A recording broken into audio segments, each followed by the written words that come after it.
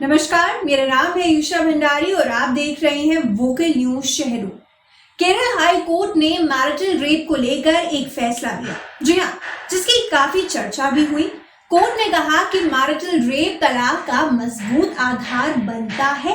Court ने आगे जो टिप्पणी की उस पर तभी से लेकर आज तक बहस छिड़ी हुई है।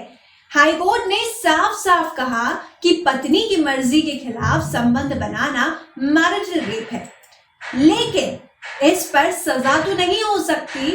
ये मानसिक और शारीरिक क्रूरता के दायरे में जरूर आता है। कानून में क्रूरता को पहले से तलाक का आधार माना गया है। दरअसल भारतीय समाज के एक बड़े तबके में आज भी पत्नी के शरीर पर पति का हक माना जाता है। इस कथित हक के हिसाब से लोग अक्सर मान लेते हैं कि उन्हें पत्नी के साथ उसकी मर्जी के बगैर भी शारीरिक संबंध बनाने का अधिकार है। ऐसे में सवाल ये है कि क्या अपनी पत्नी से शारीरिक संबंध बनाना अपराध होना चाहिए?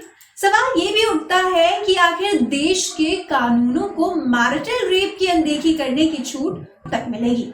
आइए समझते हैं इस बेहद संवेदनशील और विवादित मसले के पक्ष और विपक्ष में तथ्य क्या कहते हैं। पहले हम जानने की कोशिश करते हैं कानूनों को। तो आईपीसी का सेक्शन 375 रेप को परिभाषित करता है। इसमें ये कहते हुए वैवाहिक बलात्कार को अपवाद में रखा गया कि अपनी पत्नी के साथ व्यक्ति का शारीरिक संबंध बनाना रेप नहीं है।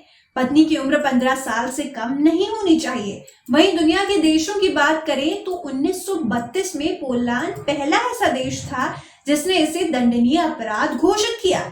उसके बाद से अब तक 50 से ज्यादा देश उसी राह पर चल रहे हैं।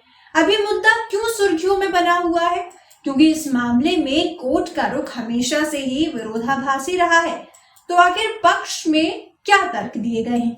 तो समाज शास्त्री और public secrets of law rape trials in India की लेखक प्रतीक्षा बख्शी इस डिबेट में मैरिटल रेप को अपराध मानने के पक्ष में है। वो कहती हैं कि मैरिटल रेप का अपवाद हमारे कानून और समाज में पितृसत्तात्मक सोच को प्रदर्शित करता है।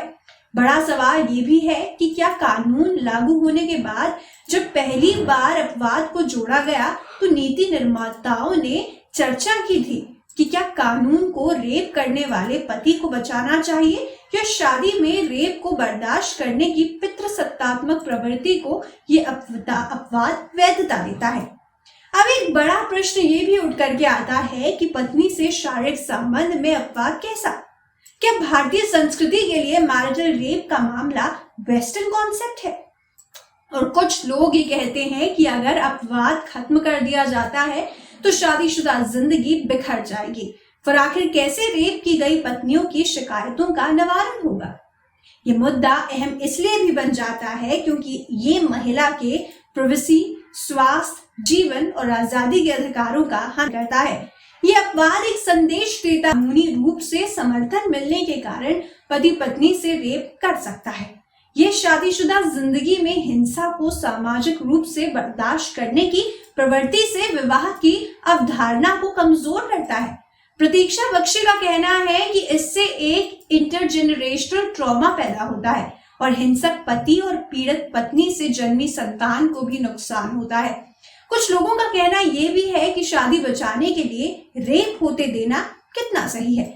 आईपीसी की धारा 375 में मैरिटल रेप यानी पति द्वारा 15 साल से ज्यादा उम्र की पत्नी के साथ बनाए गए अगर कोई शख्स किसी महिला के साथ उसकी मर्जी के खिलाफ संबंध बनाता है तो वो रेप होगा।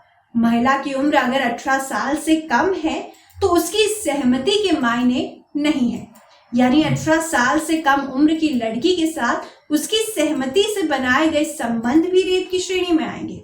इसी तरह अगर कोई लड़की 15 साल से कम उम्र की है और उसके पति ने लेकिन पत्नी नाबालिग है और उम्र 15 साल से ज्यादा तो उसके साथ दायरे में नहीं आएगा।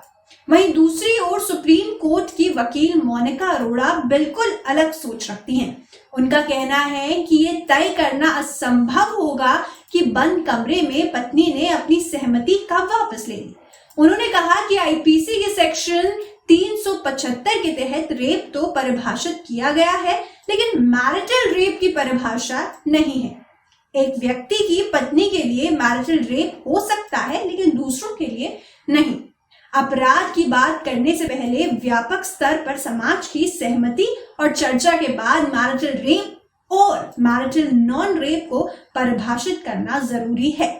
वह आगे कहती हैं कि बेहद सावधानी से यह सुनिश्चित किया जाना चाहिए कि मैरिटल रेप विवाह के बंधन और पवित्रता को नुकसान न पहुंचाए या पति को प्रताड़ित करने का एक आसान तरीका न बन जाए।